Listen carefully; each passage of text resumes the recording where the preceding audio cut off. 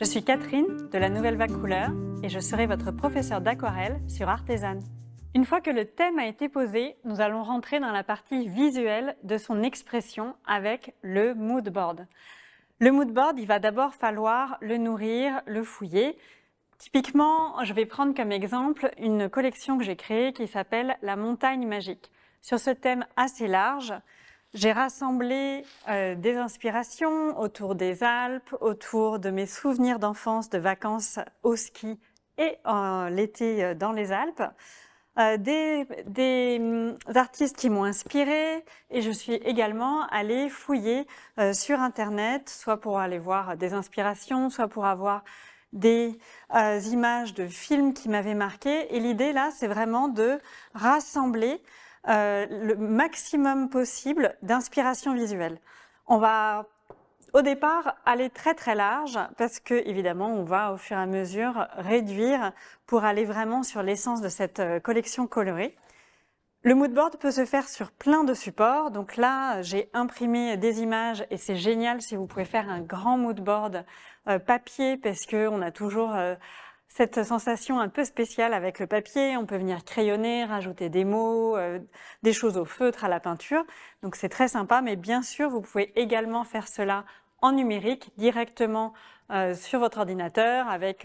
Alors, moi, je trouve ça un peu dommage de se contenter de faire un panneau Pinterest. Je pense que c'est intéressant de pouvoir vraiment bouger les images, donc le faire par exemple sous un PowerPoint, où on peut agrandir les images qui sont plus importantes pour vous, mettre en plus petit celles qui le sont moins, alors qu'effectivement, quand on fait juste sur Pinterest ou sur un dossier sur Instagram, tout est un peu au même niveau. Et là, ce qui va être important, c'est aussi justement de donner une hiérarchie dans le mood board.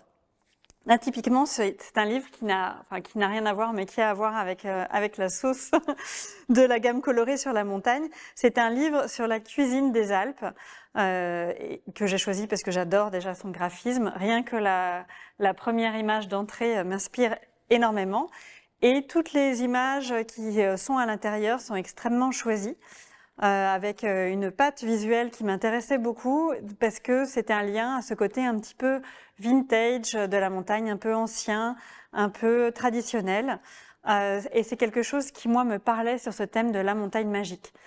La montagne magique fait référence évidemment à un roman de Thomas Mann. Et c'est un roman qui se passe, si je ne dis pas totalement de bêtises, à la fin du 19e siècle. Et c'était en tout cas cette sensation de la montagne dans une certaine lenteur, dans un temps un peu différent de celui qu'on a actuellement que je voulais retranscrire dans cette collection. Le livre lui-même m'a évoqué des couleurs, mais avant de m'évoquer des couleurs, il m'a évoqué des images. Et vous voyez, dans ce livre, il y a des cartes postales un peu anciennes, comme celle-ci par exemple. Et il y a du coup des tonalités colorées qui vont venir donner une ambiance au thème totalement différente que si j'avais pris des photos très contemporaines avec des skieurs, des Jeux Olympiques, des choses comme ça. Là, on est sur une ambiance beaucoup plus traditionnelle et beaucoup plus ancienne, qui était celle que je cherchais sur cette collection. Mais c'est là où vous allez voir qu'en développant le mood board, on va arriver sur des choses très différentes. Ici, c'est une image que je trouve tout à fait charmante, mais que je n'ai pas du tout choisie pour mon mood board. Parce que ce côté un peu kitsch des vaches suisses, c'était pas ce que je venais chercher.